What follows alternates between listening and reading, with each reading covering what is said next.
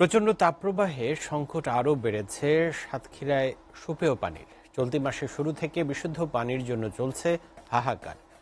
পানি সংগ্রহ করতে মাইলের পর মাইল রাস্তা পাড়ি দিতে হচ্ছে। অন্যদিকে আশঙ্কাজনক হারে নামছে ভূগর্ভস্থ পানির স্তর। এ অবস্থায় ফসল উৎপাদনে প্রভাব, পানিতে লবণের পরিমাণ বৃদ্ধি সহ পরিবেশ বিপর্যয়ের আশঙ্কা সংশ্লিষ্টদের। সাতক্ষীরা প্রতিনিধি শাহিন গোলদারের প্রতিবেদন। উপকূলে নেই পানির অভাব, তবুও যেন চারিদিকে পানির জন্যই হাহাকার।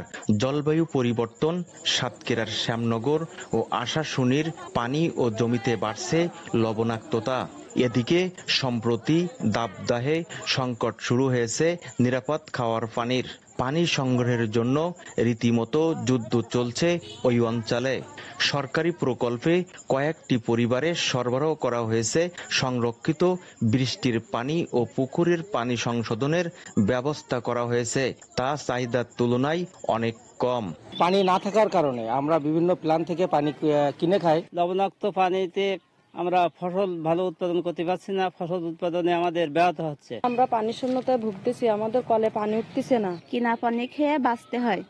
গরিব মানুষ কত বেলা কিনে খেয়ে পারা যায় পানি নেয় আমাদের বহুত দূরিতে পানি আনতে হয়, কলে পানি উঠতেছে না। গভীর ও অগভীর নলকূপে পানির স্তর ৩৫ থেকে ৪০ ফুট পর্যন্ত নিচে নেমে গেছে। ফলে সুপেয় পানি পেতে সরকার ৪৯ কোটি টাকার প্রকল্প গ্রহণ করেছে।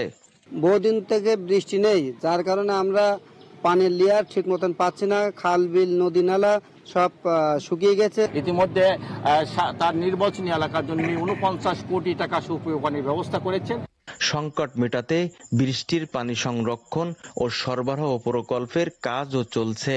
পুকুরে যে পিএসএফ গুলো আছে, সোলার পিএসএফ বা ম্যানুয়াল পিএসএফ আছে, ওইখান থেকেও পানি আমরা সংগ্রহ করতেছি। শ্যামনগর, কালীগঞ্জ, আশাশুনি থেকেও আমাদের পিএসএফ থেকে জনগণ পানি সুবিধাটা পাচ্ছে ওইখানে। বৃষ্টির পানিতে চাষাবাদ প্রকল্পের নির্মাণ কাজ শেষ হলে সাতক্ষীরায় বিশুদ্ধ খাবার পানির সংকট কিছুটা সমাধান হবে বলে মত সংশ্লিষ্টদের। Shahin Goldar, SA TV, Satkhira.